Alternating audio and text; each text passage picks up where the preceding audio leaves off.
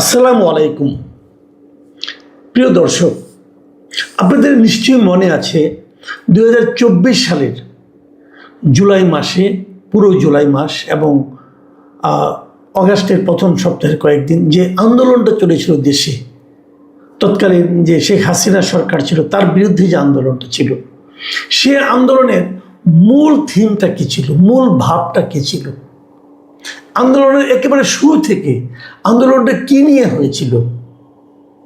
অনেকে বলবেন যে কোটা বিরোধী আন্দোলন ছিল, মানে সমাজে যে একটা কোটা ছিল সেই কোটার বিরুদ্ধে আন্দোলন ছিল, সমাজে যে একটা বৈষম্য ছিল সেই বৈষম্যের বিরুদ্ধে আন্দোলন ছিল। আচ্ছা, বৈষম্যটা কোথায় ছিল বলেন তো? মনে আছে আপনাদের? আমি মনে করিয়ে দিচ্ছি। বৈষম্যটা মূলত ছিল যে ওই সময়ে মুক্তিযুদ্ধ কোটা নামে একটা কোটা ছিল। বিষয়টা এরকম যে মুক্তিযুদ্ধ যারা করেছে 71 সালে, সেই মুক্তিযোদ্ধাদের সন্তানদের জন্য একটা কোটা ছিল, মুক্তিযোদ্ধাদের জন্য একটা কোটা ছিল, মুক্তিযুদ্ধের সন্তানের সন্তান যারা তাদের জন্য কোটা ছিল।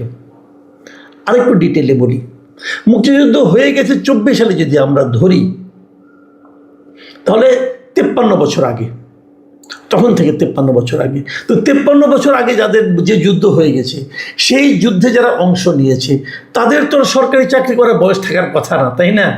কারণ তখন যুদ্ধ যখন করে তখন তার বয়স মিনিমাম 14 বছর। তো 53 আর 14 মিলে 67 বছর, তখন তার সরকারি চাকরি করার কোনো সুযোগ নাই। কিন্তু এর আগে যখন সরকারি চাকরিতে যোগদান করার সুযোগ ছিল, তখন কিন্তু মুক্তিযোদ্ধাদের জন্য চাকরিতে ঢোকার একটা কোটা ছিল এবং সেখানে তারা একটা বয়সতার জন্য বেশি ছিল, যে বেশি বয়স পর্যন্ত তারা চাকরির জন্য অ্যাপ্লাই করতে পারতেন। যখন তাদের চাকরির বয়সটা আর কুলাচ্ছে না, তাদের বয়স হয়ে যাচ্ছে, তখন এই কোটাটা বংশানুক্রমিকভাবে তাদের সন্তানদের উপর আরোপিত হলো, যে সন্তানদেরও এই কোটা দেওয়া হবে। এটা নিয়েই কিন্তু যত আপত্তি, মুক্তিযুদ্ধের সন্তানরা ইউনিভার্সিটিতে ভর্তির সময় বাড়তি সুযোগ পাবে, তাদের জন্য কিছু কোটা থাকবে, তারা আগে ভর্তি হবে, তারা কম মার্কস পেলেও ভালোভাবে ভর্তি হতে পারবে, এরকম নানা ধরনের কোটা। এটা স্টুডেন্টরা বলতো এক ধরনের বৈষম্য, যে আমি বেশি নাম্বার পেয়েও আমার পাশে যে ছেলেটা বসে আছে, মেয়েটা বসে আছে, তার বাবা মুক্তিযোদ্ধা ছিল, অতএব সে আমার চেয়ে কম নাম্বার পেয়েও সুযোগ পাচ্ছে, কারণ তার জন্য একটা কোটা আছে। এটা এক ধরনের বৈষম্য। কিন্তু তখন তারা বলছিল সব কিছু হবে মেধা ভিত্তিক, যার মেধা ভালো সে কাজ করবে, সে সুযোগ পাবে। আরও বড় পরবর্তীতে চাকরি পাওয়ার ক্ষেত্রে, বিসিএস এর চাকরির ক্ষেত্রেও এই একই ঝামেলা ছিল, কোটা থাকতো। এই কোটাটা নিয়ে অনেক দিন ধরে আন্দোলন হচ্ছিল। 2018 সালে প্রথম একটা আন্দোলন হয়, সেই আন্দোলনের পর আন্দোলনের তোরে হাসিনা সরকার কোটাটাই বাতিল করেছে, যে কোনো কোটাই আর থাকবে না চাকরির ক্ষেত্রে, উনি বলেছিলেন। তারপরে এই 24-এ এসে আবার যেটা হলো, যে যারা কোটা বঞ্চিত হলো, ওই যে মুক্তিযুদ্ধের যারা থেকে বংশধর, তারা আবার হাইকোর্ট থেকে একটা রায় নিয়ে আসলো, না কোটাটা থাকবে। এটাকে কেন্দ্র করেই 2024-এর জুলাইয়ের আন্দোলনের সূত্রপাত। তাহলে আন্দোলনটা হলো কোটা বিরোধী আন্দোলন। সেই আন্দোলনটা কি মুক্তিযুদ্ধ বিরোধী আন্দোলন ছিল? না। মুক্তিযোদ্ধাদেরকে অপমান করার আন্দোলন ছিল? তাও ছিল না।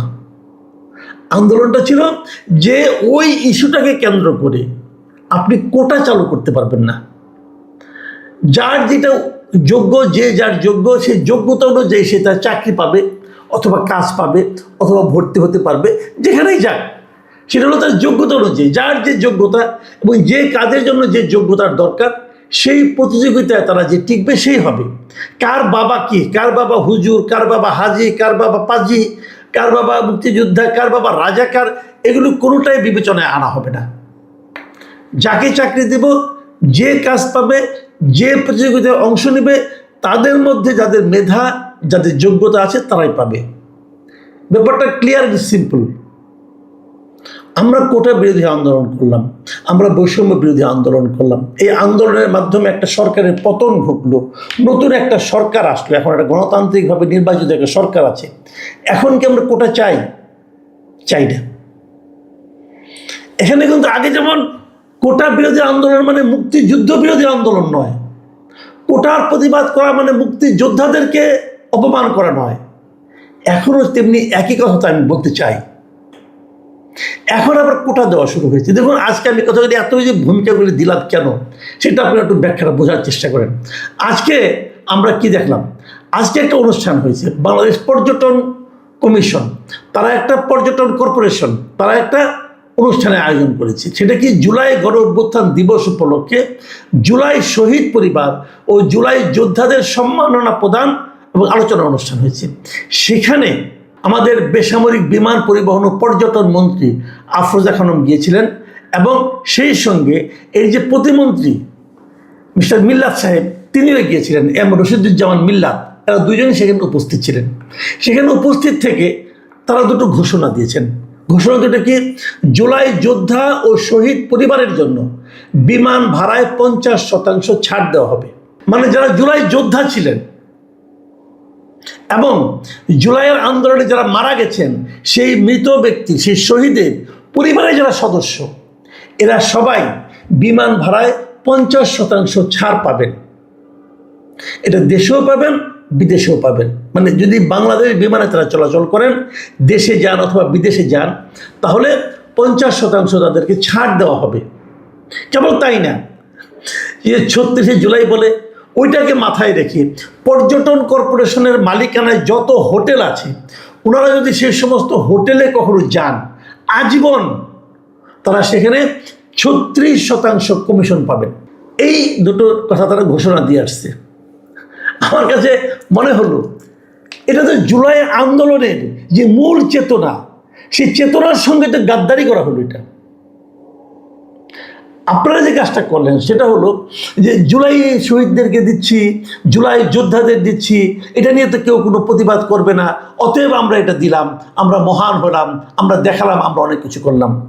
আমি মিল্লাত সাহেবকে জিজ্ঞাসা করতে চাই, আমি আফরোজা খানমকে জিজ্ঞাসা করতে চাই, এটা করার এখতিয়ারটা আপনাকে কে দিল?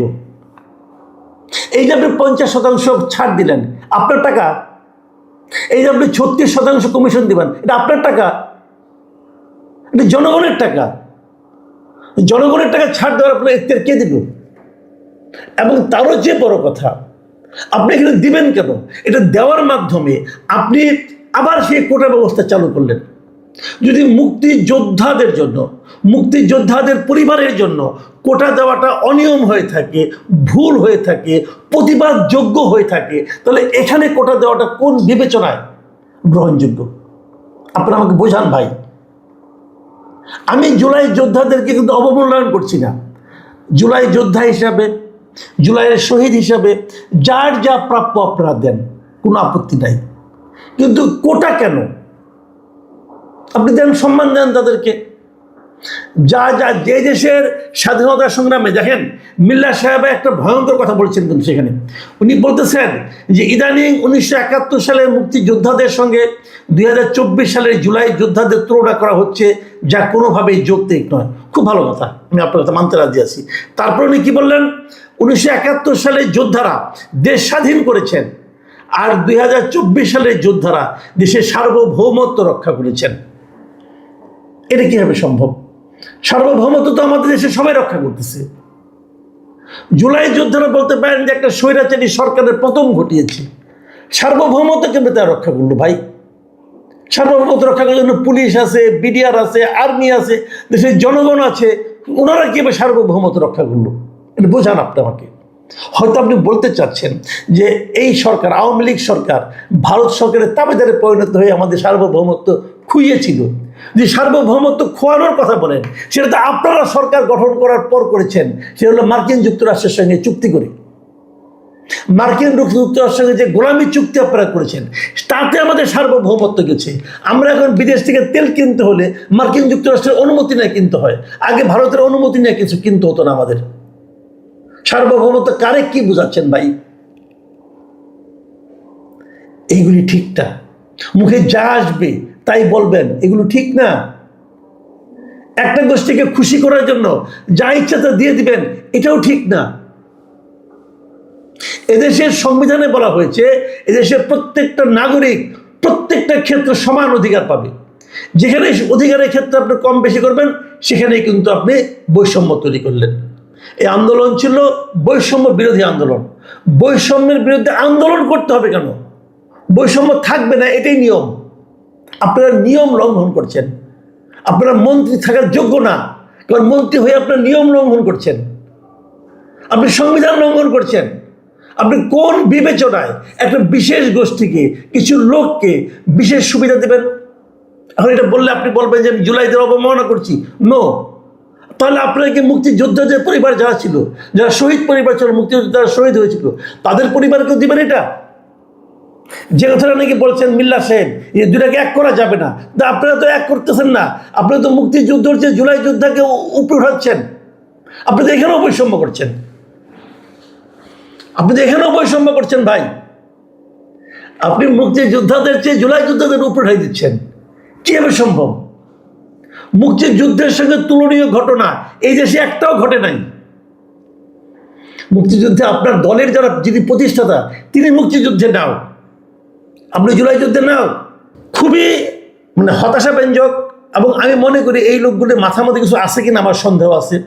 এবং তারা একটা বিতর্ক তৈরি করতেছে, নতুন করে একটা বিতর্কের জন্ম দিচ্ছেন এরা। এই লোকগুলো জাস্ট একটা পরিবেশে গিয়েছেন, ওখানে যে তাদেরকে তাৎক্ষণিকভাবে খুশি করার জন্য যা ইচ্ছা তা বলে দিয়ে আসছেন। আবার আপনারা বৈষম্যের জন্ম দিচ্ছেন। এই দেখেন, আমি নিজে মনে করি আমি কোনো কোটায় বিশ্বাস করি না। আমি মনে করি কোটা কিসের? যে ক্ষেত্রে যাবে সেই ক্ষেত্রে যে যোগ্যতম ব্যক্তি সেই সুযোগটা পাবে।